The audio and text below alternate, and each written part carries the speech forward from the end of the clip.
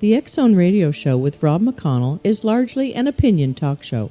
All opinions, comments, or statements of fact expressed by Rob McConnell's guests are strictly their own and are not to be construed as those of the X Zone Radio Show or endorsed in any manner by Rob McConnell, rel-mar McConnell Media Company, the X Zone Broadcast Network, its affiliated networks, stations, employees, or advertisers.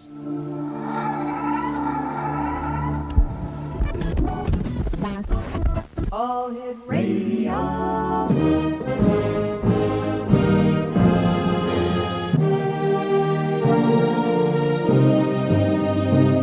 Welcome to the X Zone, a place where fact is fiction and fiction is reality.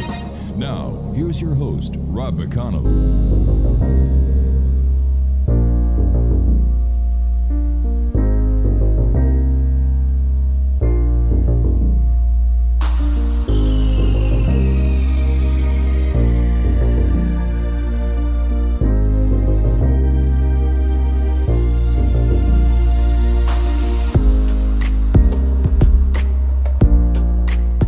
And good evening, one and all, and welcome to this edition of the X Zone. I am Rob McConnell. We're coming to you from our broadcast center and studios not in Hamilton anymore. We are in Crystal Beach, Ontario, on the shores of Lake Erie. If you would like to send me an email, xzone@xzoneradiotv.com, on all social media sites, X Zone Radio TV, to find out about the programming we have available for you 24/7, 365 on the X Zone Broadcast Network. Visit www.xzbn.net, and for the all the different shows we have available for you on the X Zone TV channel on Simul TV, visit simultv.com. The headline read as follows: Texas oil worker escapes abduction by UFO and has pictures to prove it. A Texas oil worker escaped the clutches of an alleged alien abduction and has pictures showing the extraterrestrial with an alarmingly large horn on its forehead, which may or may not double as an anal probe. Ronny Dawson, an oil worker driver, said, "The thing came right in front of me from outer space and flew right over me." He continues to say, "I was standing on top of these petrol tanks and taking photographs. I hid between the tanks because it scared the hell out of me." Sadly, as is so often in the case, Randy Dawson seemed only to have a really low-resolution flip phone camera with him, so the pictures are a little blurred. Joining me now to tell us more about this amazing story from Texas is Ronny Dawson. Ronny, welcome to the X Zone. Thank you, Rob. Ronny, tell us a little bit about yourself. Yes, sir. I'm a Texas oil field worker. I live down here in north central Texas. It's about 80 miles west of Fort Worth, right on the I-20. We're in the northern hill country here. And as an oil field worker, what I do is I drive a crude oil transport truck, about $250,000 worth of equipment in some of the most rural backcountry places you could ever imagine, and in the places you wouldn't want to take a Jeep sometimes. Really? Without tearing it up, and I transport these loads of crude oil from these oil leases to the pipeline facility where we put it in the pipeline, and it goes to the refineries and stuff for processing. Now, have you always been a believer in UFOs, extraterrestrials, and visitation as well as alien abductions? You know, quite honestly, I was kind of a skeptic, really, because I work out here in the middle of nowhere, Texas, at night, all night long, right. And for 25, 30 years, I haven't seen anything. I hadn't seen anything, I'd heard of the stories. I wanted to believe it. I was interested in it, but I just never had seen anything. And we're the kind of guys that are out there that should be encountering this kind of stuff. So that added to my skepticism, actually. Tell us about the night that you had your encounter, your first encounter. Well, the first encounter was I was cruising south of Cisco, Texas out there, and we'd been seeing some weird lights over the trees that would come on and then go off without any explanation. They'd been puzzling us. I was just kind of curious as to what in the world that could be. But this night there was 6 lights came on, then there was 9 lights that stretched across the sky and the road in front of me. And I seen that, and it was large illuminating areas of light not like intensely bright beams from a spotlight or anything like that, way up in the air. And I couldn't imagine what it was. And I was cruising down the highway, and I was just heading right at this thing in the middle of the night. And three of the lights broke off and traveled to a field about a quarter mile to my left. Out of my driver's side window, I was looking at all this. And finally, it's like I had went underneath the craft, and I couldn't see the lights anymore that were above me, but I could see the lights that had traveled away over the field. And I looked out of my driver's side window out there, and about maybe a quarter mile out in the field, there was a blue beam came down out of this craft and hit the ground. There was some kind of a bobblehead-looking thing out there with a fluorescent green light glowing around it. And all this happened very quickly. I mean, it moved from one area to another area within a minute. And there was a blue beam shot down to the ground, and I was taking all this in, trying to figure out whether I should stop or just keep going. And I was digging around looking for my accident camera I had in the truck to get some pictures, and taking all this in at the same time. And I looked in the blue beam, and I seen something about 30 feet off the ground, and it was something darker in the blue beam. And as I focused my eyes on it, all of a sudden I seen it was a cow, and it was whipping its head from side to side. And at that point, it just really hit me that, my God, this got to be a UFO, and this is a cow getting abducted, and I had no desire to stop at that point. So your first encounter was witnessing a cattle mutilation. Am I correct? Well, that was the most shocking thing I said. I don't know if they put the cow back, if they killed the cow and left the remains. I have no idea what happened to the cow. All I know is I seen it 30 feet up in the air being sucked up into this blue beam, and it was whipping its head from side to side, and it scared me, and it made me just really want to get the heck out of there. And I have no idea. I don't know if the cow died. And I looked. I never seen no buzzards or anything around there. And we went back, and the Japanese came down to do an episode on my sighting, and we stopped and we filmed around there and tried to talk to some people around there, and they'd seen some lights, but they didn't know anything about no cattle dying or anything like that. Okay, let me quote something that you sent my producer. He witnessed a cattle abduction firsthand, and he became aware that the lights are from an alien origin. The lights seem to always show themselves, especially when he was in rural locations. He convinced a friend to help him record the craft and perform a laser experiment to test the craft's propulsion system in regards to its bending the fabric of space. In the test, Dawson fired a 250 milliwatt green laser around and onto the craft's surface. His friend, being awestruck at the sight of the UFO, failed to record the historic event. When was that done? That was done in 2010, and we'd been seeing the lights, and I'd seen many of the craft, and I was trying to think outside the box on something I could prove to the skeptics and scholars that we're actually seeing something. And my thinking was that if this thing is bending in time and space, the laser beam would appear to bend, and if we could catch that on camera, we'd really have some solid evidence that these guys aren't from around here.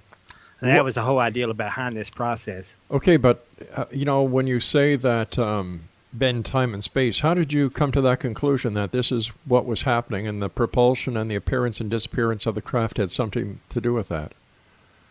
Well, I'd been doing some reading and stuff like that on people theorizing how their propulsion system would work. How they would get achieve the speed of light and stuff like that, and listen to Bob Lazar talk about how the craft moved and stuff like that. So we were just trying to come up with some kind of something that would prove that if this craft is bending the space itself around the craft somehow, then a laser beam shot at the craft should appear to bend. That was our thinking. Now, I never saw this. I didn't, even if we would have had the camera to record it, I never saw that. I did shine the laser beam onto the craft itself to see if it would reflect the light, and it didn't. It just absorbed the beam. Okay, now, what is a 250 milliwatt green laser, and where did you get it? It's like a classroom laser, except it's more powerful than you'd want to use in a classroom. It's just one of these handheld ones that have the different color lights on it. The red, you can change the beam from red to yellow, I believe. Yeah, the green one, you can see the beam all the way. I mean, you can see the beam travel in a straight line for over a mile at that 250 milliwatt string. And anyway, the idea was we would catch the beam bending and have it recorded, and we didn't get that pulled off. And I never did see the beam deviation, but what was really interesting was what happened the next night. All right. Apparently, the next night the aliens paid you a visit. Yeah, they they got up close and personal with me at my house here in Ranger, Texas. And I guess I was really asking for it. I guess you can't. But I noticed when they ransacked my house and kept me and froze me in my bed. And I mean, I had just laid down. It wasn't like I even had time to go to sleep. Right. And what happened was, as soon as I laid down, the stuff started breaking in the kitchen, and I thought my cat was the mischievous one. And I tried to get up to go see what he had gotten into, and I realized I was paralyzed and couldn't move. How do you think the aliens knew where you lived? I think they must have followed. They must have followed me home, and they had been watching me. And I know for a fact that they had been watching me because later on we caught some video footage here at the house, and they kind of showed themselves. And in August 2017, they actually made contact with me here at my house. So I know that they're walking around my house, and where they're watching me from, you can't really detect them. They have a stealth that they could be right beside you. You wouldn't even be able to see them. All right, Ronnie, we've got to take our first commercial break, but when we come back, let's talk about your first contact face-to-face with these ET visitors. Exonation, my guest is Ronny Dawson. You can find out more about Ronnie by going to Facebook and Googling his name, or by putting his name in the search engine. Ronny Dawson Experiencer. We'll be back on the other side of this commercial break as we continue here in the X-Zone from our broadcast center and studios in Crystal Beach, Ontario, Canada. If you'd like to send me an email, xzone@xzoneradiotv.com, on all social media sites, X-Zone Radio TV, and on the X-Zone TV channel on Simul TV, simultv.com.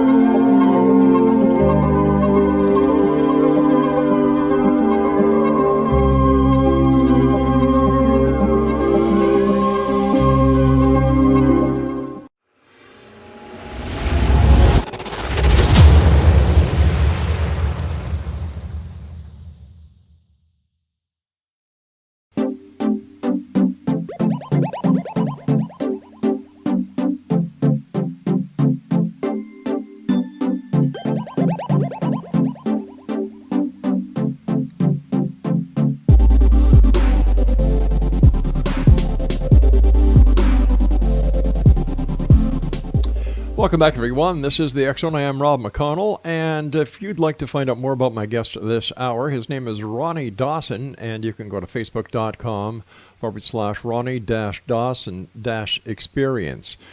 And we're talking about Ronnie's experience with UFOs and ETs.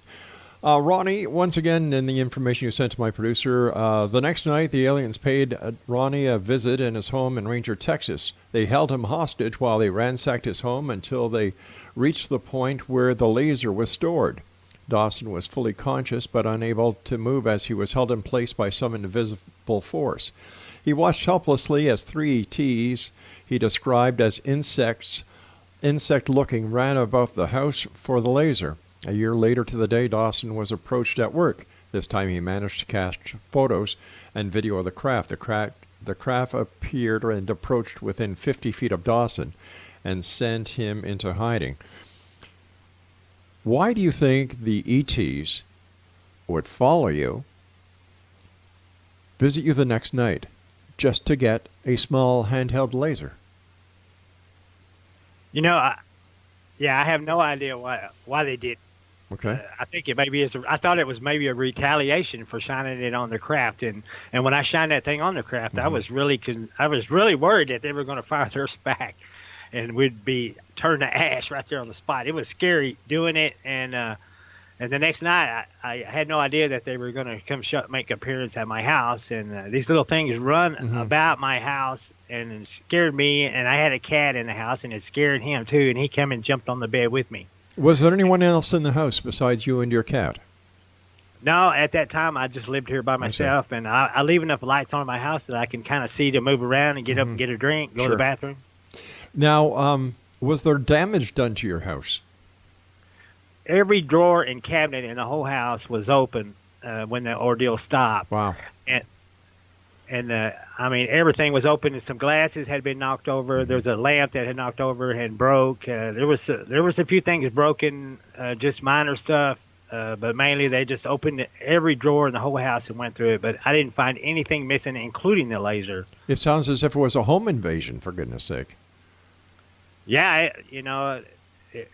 they definitely invaded my house, and the gun cabinet where the laser was being kept was locked, and they had managed to unlock it. They unlocked both parts of the gun cabinet, because I know it was locked, and I thought the laser would be gone. Sure enough, when I went in there and looked at it, and it was in there. It was still in there. So I don't know if they found it, looked at it, or observed it, or they never did find it and give up, or what. I don't know. Did you call the police? I wanted to call the police, but I'm a hazmat, a crew transport driver, and I was sitting there asking myself, what are the police going to think I'm on drugs or some kind of stuff like that? And I finally just decided, well, I have no solid evidence that this actually happened, even though I really would have liked to call the police. And I think if I had it to do over again, it may cost me my job, but I probably would have done it. But why would it cost you your job? If you had previous history with the police for drugs or alcohol, I can understand you being a little leery. But, why did you hesitate? That would have been an excellent way of getting it on paper that something had happened. Because now it's just your word that this happened. And if you had a police report, there would have been something to substantiate the claim that, something or someone had invaded your home. Yeah, and I would have liked to have tried to get some physical evidence of some of the places I had seen them walking around and roaming around and stuff like that too. So I wish I would have. Yeah. I was afraid I'd lose my job because I don't know, they, we have to go through the same stuff that as airline pilots do. Psychological evaluations and stuff like that. And I was going, man, if the guys I work with, right, hear about me seeing aliens in my house. I drive a hazardous material crude oil transport truck. Right. That's not the guy you want working for you. The guy who chases aliens around his house. I guess that would be just like having a criminal record, right? Yeah, it would be like this guy's nuts or something, and we don't know if we want him in our truck anymore. So, and that's kind of the way those guys are, really.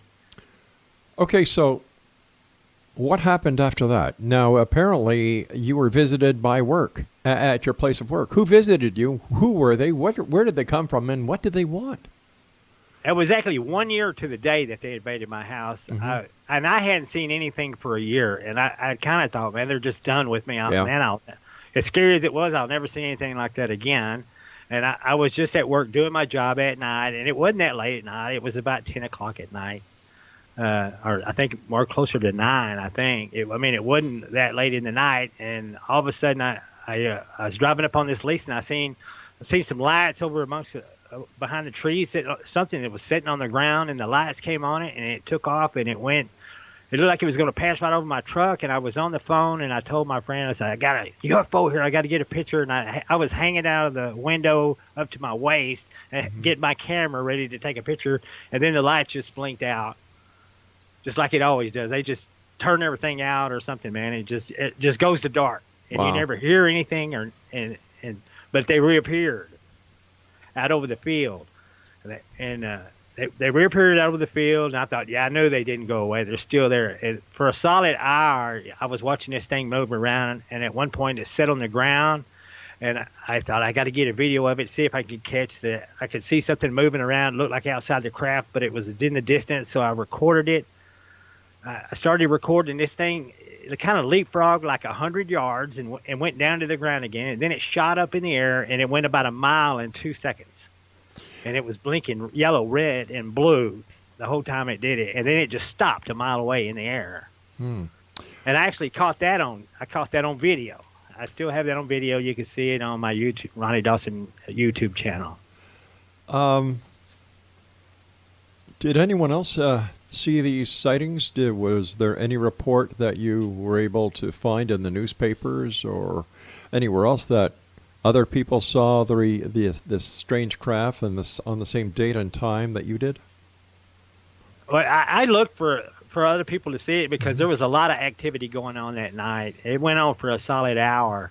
And like I said, this craft came back, and then it approached me, and it came right over my head and scared me. And that's when I went into hiding and got some more pictures of it. Let me ask you at this time, did you call the police this time?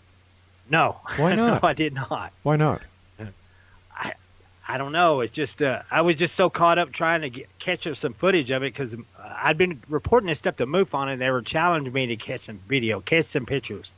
So I was intrigued by it, and I was amazed by it, and I just wanted to get some photographic evidence of it. So I had a flip phone at the time, but you have to realize this is a Motorola Tundra in 2011. This was just about the best flip phone you could have. And at that time, not many phones had video capability. This one did. Right. So I'd spent some money to get a good phone to get some good pictures of what I got. And at that time, they're not a great camera, but it was as good as it got back in 2011. Did you call any members of the media to report the story? I think that night, I filed a MUFON report, and then I'd filed so many MUFON reports. I just quit, man. I was like that. But I got some pictures. Of this thing. Anyway, and it came up right over the top of the battery. I could see the edge of the disc. The disc started blocking out the stars over my head, and it scared me so bad my knees started shaking, and I couldn't hardly move around.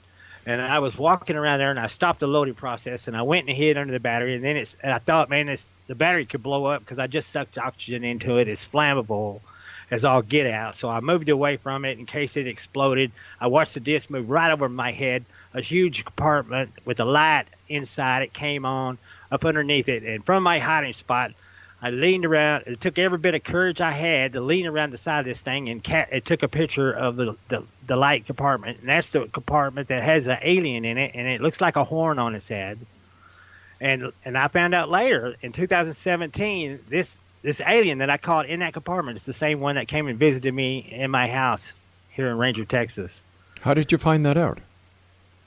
Because when I got up and close and personal and seen her, and then I went back and looked at the picture, I could see the similarity. I could see the similarity in the creature in the picture and her. So in 2017, you had a face-to-face with this ET. Yeah, with this same one. It looks exactly like the same female alien. Tell us about the meeting. What we're going to do is we're just going to wait a couple of minutes here because we're coming up to a commercial break, and I really don't want to interrupt you as you start telling us this story. Let our listeners know where they can. What's your Facebook site again? You can go to the Ronny Dawson Experience there on Facebook. I have a book on Barnes & Noble called The Ronny Dawson UFO Story. Yeah. I just wanted to get it on paper. And I have a YouTube channel called the Ronny Dawson YouTube channel. It has like 1,260,000 views. And my most popular video is Man Escapes Alien Abduction. I think that one video has over 900,000 views. Do you get paid for this on YouTube? Do you make money on it? At one point, At one point, I made like $200 just selling advertising. Right. Just selling advertising to people who wanted to advertise on my YouTube channel, and I was shocked. Really? You know? Well, I guess you've got to recoup some money for the expensive cell phone somehow, because you guys who do UFO investigating, you pay all the expenses out of your pockets.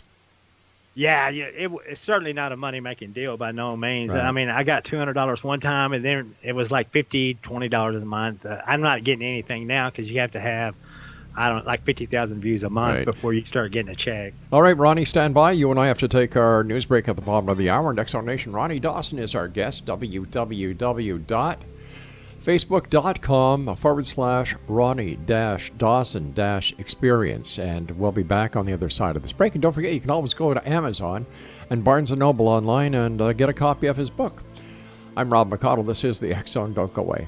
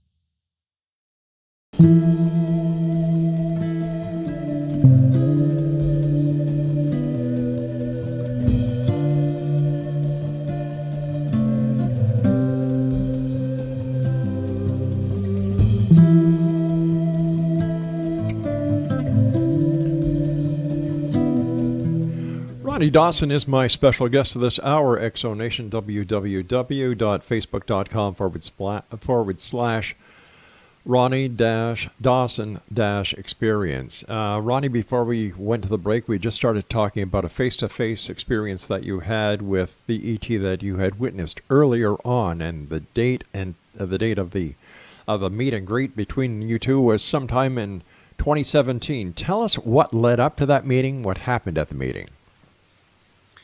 Yeah, it's okay. After this thing approached me and the lights came on up underneath it, this thing backed away. A military jet flew over the area, and then a mothership came in. I watched these lights circling above my head, getting lower, and this thing, all of a sudden, I thought, here comes another UFO. I'm going to get a picture of it. And this thing started coming out of the clouds, and it almost got foggy. And this thing came in like a dart. It was like a big V shape started coming, and it just kept getting bigger and bigger and bigger. And this thing, it had to be a mile-long V-shaped craft. And, I mean, it was solid rock on the bottom. You could see burn marks. You could see meteor craters. You could see impact marks. And this thing looked like a meteor for all practical purposes. And it passed right over my head, fairly low to the ground for something this size. And I could just see that it was solid rock on the bottom. And then this thing started slowing down. I thought, okay, it's not a meteor because it's slowing down. Meteors don't slow down. This thing slowed down. And the first part that had passed over me started tilting up. Now it looked like a skyscraper rising up in the air. And then this thing shot off. And it shot off so quick that I couldn't even imagine something big that big could move that quick. I mean, you could see the air rushing to fill the vacuum that it created. You could see the steam and fog rolling off the surface of it as it took off. So when you're saying the fog, I remember watching, I can't remember, Independence Day, when the UFOs would come out of the sky. They'd be surrounded by cloud or fog. Is that what it looked like? That's exactly what it looked like. And I think it's because of the cold of space coming in and getting with the warm air of our atmosphere. It's the only thing I could think that would cause it. So what happened? When did you meet the alien? Okay, this thing, like I said, it passed on my head. It went away, and it banked back towards me. And then I could see that there was a city on the surface of it. And this thing, I thought, man, it's coming back. It scared me again, and I thought about dropping everything and running and hiding, and then it stopped. And then it made a big half circle, and it went from being something that huge to just a dot moving across the sky in about 2 seconds. Amazing. I mean, that's the most amazing sight anyone could ever see. And I actually got some video footage of that, and it's also on my YouTube channel. About 15 seconds, I caught the left. At a mile distance, it was still wider than the camera's field of vision. That's how big it was. I got the left side of it. How far were you away from it, Ronnie? It was 1 mile. It was about a mile away from me, coming back at me when I got the video rolling. All right, so let me just understand this. It was V-shaped. It had rocks on the bottom. Right. You could see meteor hits and other, I would imagine, scarring from its travels. Yeah, and on the top of it, it looked like a weird-looking city with all sorts of lights, and you could see this blue neon power, line-looking things roaming across the surface of it. Weird-looking buildings. And you a said tall tower with lights, and there was a row of burning flares, like it was some kind of refining process going on. There was a lot of mix of buildings and lights and stuff like that on the surface of it. And how big would you say this craft was? It was a mile away from you, so how big would you say it was? It looked like it was a tight V. Each leg of the V would be about a half mile long. So, I mean, this thing, you wouldn't have no problem seeing it if you had been there. Okay, this thing filled the sky. I had a UFO full of sky, and what scared me the worst was holding my phone up to get a picture of this thing and looking at the black screen on it, the black display screen, going, my God, this is an opportunity of a lifetime, and I'm going to miss it completely. And finally, I just give up on the display screen, and I pointed the eye of the camera at the thing, and I pushed record, and I prayed that I caught something. And I did. Now, what part of the state of Texas did this happen in? This was just outside Coleman, Texas, right off Highway 206, near a little farming community of Echo. It's about a mile south of 206 is where this oil field battery was at, where all this took place. Is it strange that no one else saw this but you? And I was looking at some MUFON reports, and a lot of people had seen a similar looking craft in that area. So, I think other people have seen it, down there other than me, but they're just like me. They didn't have any pictures to prove it. It was just their word against, I'd like to, MUFON won't tell me who these people are. They'll share what they shared, but they won't share with me. Tell me about the experience you had with the extraterrestrial themselves. That happened in August 2017. I've been seeing some strange anomalies around my house, and I didn't really know what to think about it. And I was coming to bed one night. My wife was fixing to come to bed, and the bedroom light was on. I was laying in bed, closing my eyes. Okay, hold on here. Because before I asked you if anybody lived with you, you said no. Now your wife is there. So was she there with you in the previous when your house was ransacked? No, she wasn't there then, but in 2017 she was. Okay. Go ahead. And my wife was fixing to come to bed, and the light was on. She was giving the kids their marching order, and anyway, so all of a sudden I'm laying in bed, open my eyes, and there's this mist covering the whole bed. It's almost like, it's like a smoke. You can see through it. It's not so dense, but you can definitely see. And I'm thinking somebody burnt something in the kitchen. And I'm thinking, oh, my gosh, I got to get up and see where all this is coming from. And I had my eyes wide open, and all this smoke all of a sudden just shot through the wall. It just took off and went right through the wall. And I thought, okay, this, I've been wondering for a while if E.T. was wandering around my house watching me, but I know now. There's no doubt that this is some paranormal stuff here, no doubt. And it was just a few months after that. It was about August 2017. I was working nights. I come home, and I was tired. I was asleep. And I remember I wasn't even dreaming. I was just completely out after working a long, hard night. And I was laying in bed. And I remember having also like a mini dream. It was like these two females had my arms and they were pulling on me.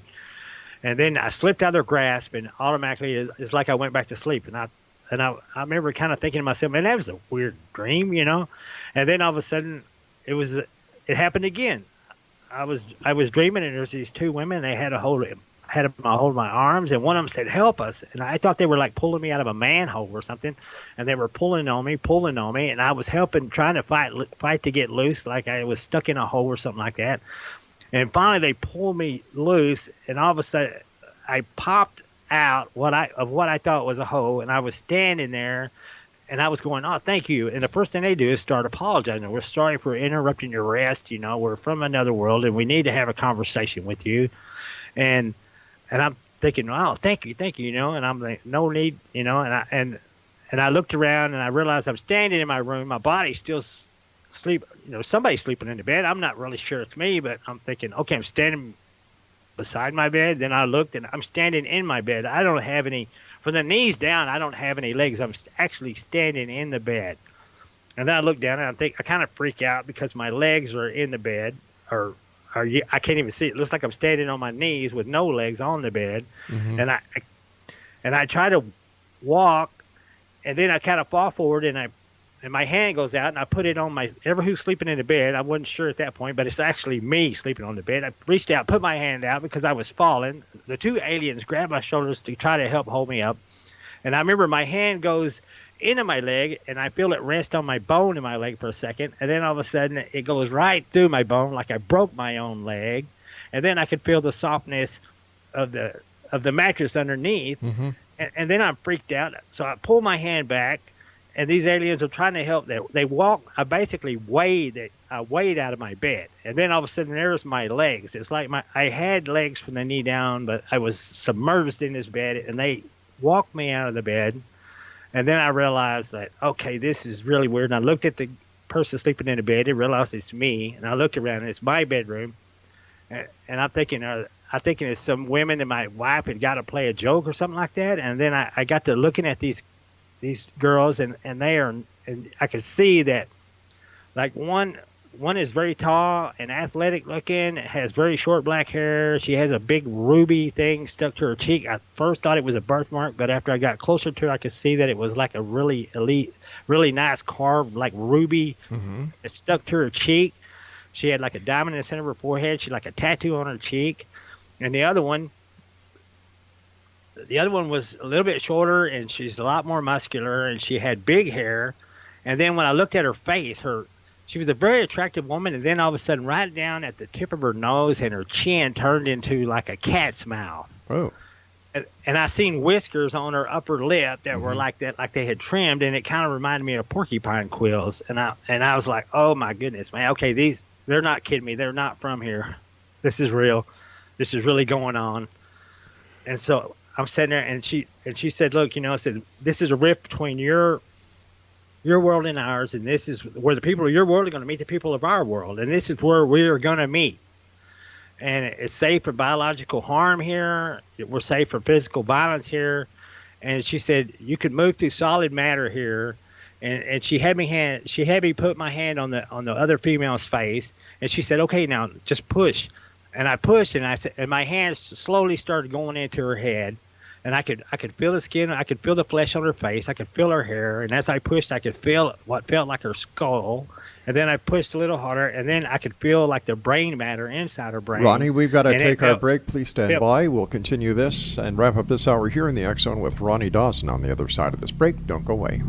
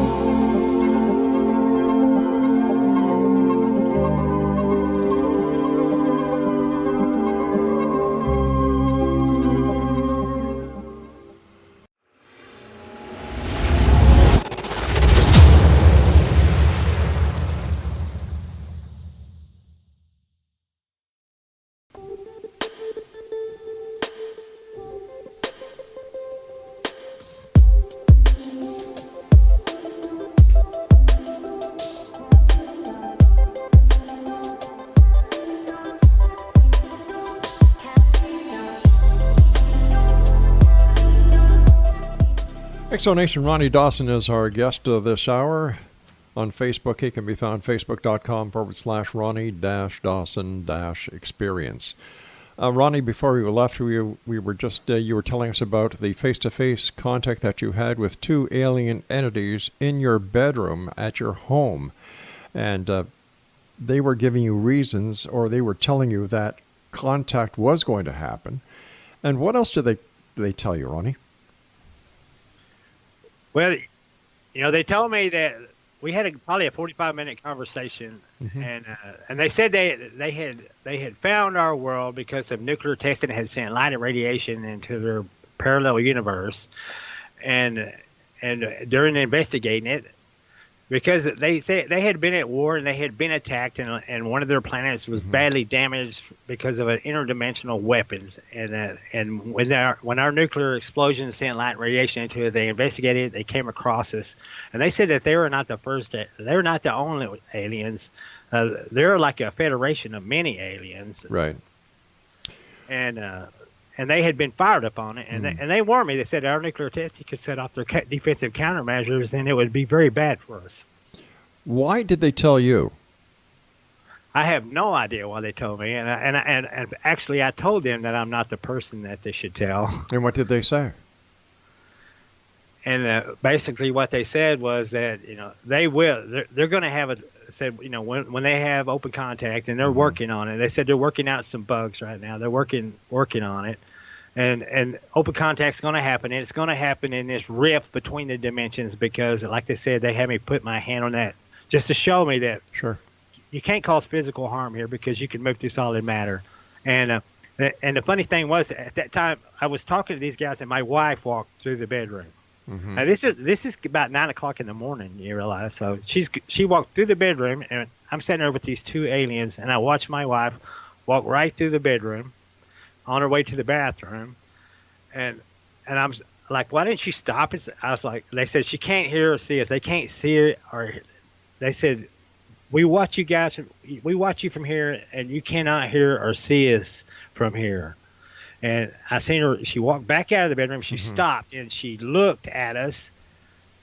And one of them kind of freaked out and said to the other one, and she said, "Can she see us?" And she goes, "No." And she pointed. She said she's looking at him, and she pointed at my body sleeping in the bed. And then she continued on her way out. And I asked her later, why she did that. And she said it's because I have sleep apnea, and she just stops sometimes to make sure that I'm breathing. She sees my chest rise and fall, and she just makes sure I'm breathing. And that was the reason she did it. I never knew she did that, but it kind of freaked the ET out because one of them thought for a second she could see us, but she walked out of the room. All right, so let me just see if I understand this. Your wife walked into the room to go to the washroom. On the way back out of the washroom, she looks at you standing, talking to the two aliens.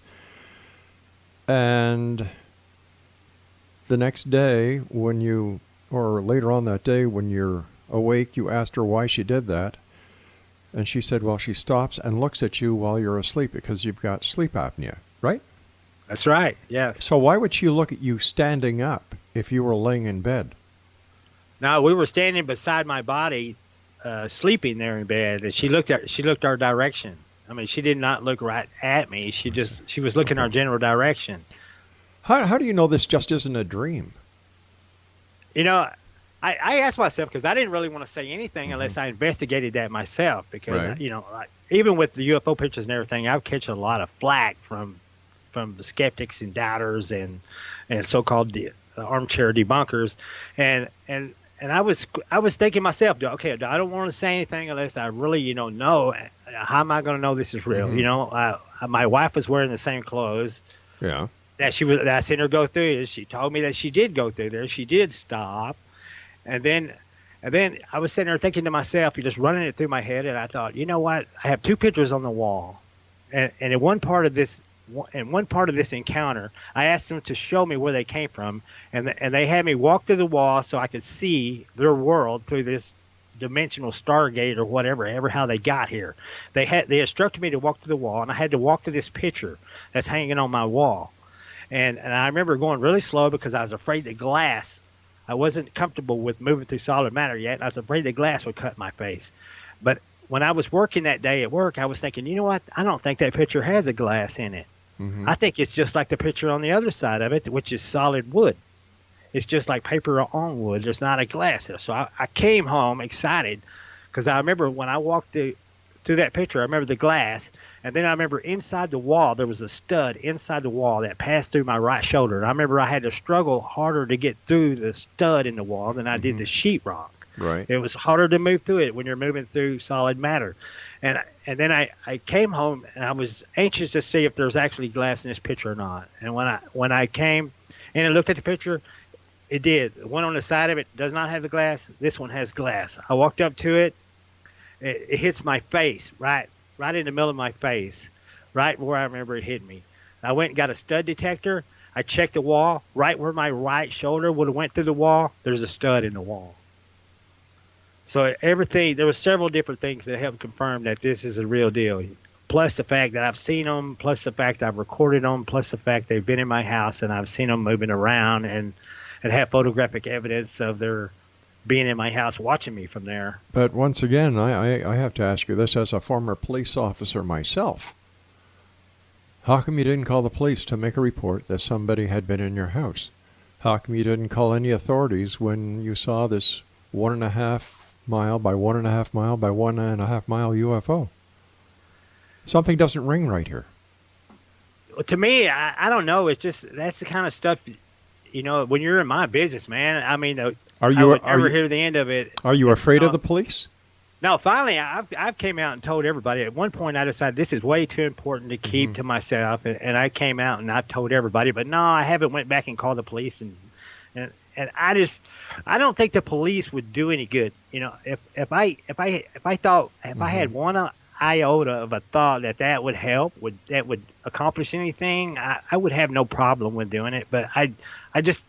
Because I sit there and look at it, try to look at it from a police officer. Well, I have no physical evidence. I don't have the alien to prove that the alien was in my house. But still, somebody invaded your home.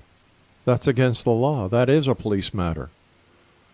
Yeah, I wish I would have called the police that night. But I was just like, okay, I really don't know what to do. I really didn't have anybody to talk to, didn't have anybody to believe me. And they're like, well, you could have just wrecked your own house and made up a story, It's just, and I'm like, do I really want to put myself through that? I was thinking, well, if I just keep going, I'm going to have some real solid proof at some point, and then I can come forth with it. So I've got some photographic evidence. That's about as best as I've got so far. But even that photographic evidence isn't solid proof. Right. I've looked at what you sent us, and I can't make heads or tails out of it. Yeah, the left half of the craft that's moving up there, and I've had it's a professor from the St. Petersburg University down in Florida. He said, I could believe you if you could look through the footage, you could find me a star field in the background of the UFO. And I actually took the time and did that, and I found the star field in the footage, and I showed it to him, and he goes, yeah. He goes, that thing was big, was it? I said, yeah. I said, well, it was big, So it's not that the proof isn't there. It's just a lot of people are just skeptical, and they want to debunk you, and they put a lot of effort into trying to debunk you, but they won't. Hardly anybody's put any effort into trying to help me prove it. Has anybody from MUFON come down to do an investigation? Yes, Teresa Turner is like the director of Texas MUFON. I think she went actually to the Coleman, Texas site, and I talked to her, and I showed her some of the pictures and stuff like that, and I told her the story, and we were at the sighting location. And but like I said, I don't know. They did some of the investigation. They didn't even see the creature standing in the. I mean, he looked at the same footage I did, but they didn't zoom in on it, and they didn't turn down the brightness not like I did. And when I zoomed in on it, and I turned down the brightness, then I saw the creature standing in the portal window underneath the UFO. They never even found that part of it. So why do you think it is that you saw it and the investigators didn't? Well, one of the things you have to realize back at that time is on the MUFON website, you can upload a picture to it, but it had to be the resolution and requirements at that time were so bad that you had to take a bad picture and make it even worse, lower resolution, so it would be fit their size format to upload to their reporting page. Gotcha. That's where we were at back then. All right, Ronny, I want to thank you so much for joining us tonight at X Zone Nation. If you'd like to get some more information on Ronny and take a look at these pictures, facebook.com/Ronny-Dawson-experience. I've got another explanation why the police weren't called, but that'll be for another show. This is the X Zone. I am Rob McConnell. We're coming to you from our broadcast center and studios in Crystal Beach, Ontario, Canada. And I'll be back on the other side of this news break at 6.5 minutes past the top of the hour as we continue investigating the world of the paranormal and the science of parapsychology and trying to get to the truth. But it's the people who are claiming, the skeptics, the debunkers, what did he call them? Armchair skeptics, who are putting up a bigger smokescreen and making it hard for the truth to be found. And for goodness sake, if you're going to take pictures, make sure that people can see what you're saying is there, because leaving everything to their imagination is not going to do you a bit of good. I'll be back on the other side of this break. Don't go away.